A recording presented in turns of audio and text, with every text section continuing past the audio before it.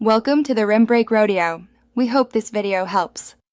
You start by pre-washing and drying the fabric so paint bonds. Once done, slide cardboard inside to prevent bleed-through.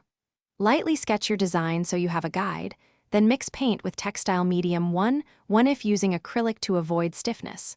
Load a flat brush for fills and a liner for details. Apply the first thin coat, don't saturate. This builds color evenly and reduces bleeding. Make sure to work from center outward to control edges and maintain a clean. Once the base coat is down, you build color in thin layers so the fabric stays soft. Apply 2 thin coats, waiting 20 to 30 minutes between each to avoid tackiness.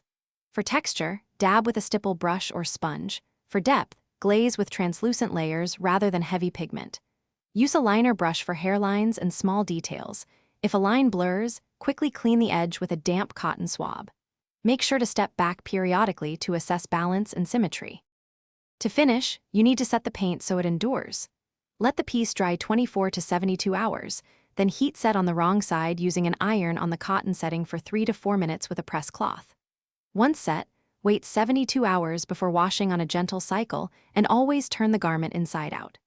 If paint smudges, let it fully dry, gently scrape excess with a fingernail or tool, then repaint fine areas and reset. This corrects edges without ruining the piece. Thanks for watching. Consider subscribing if we helped you.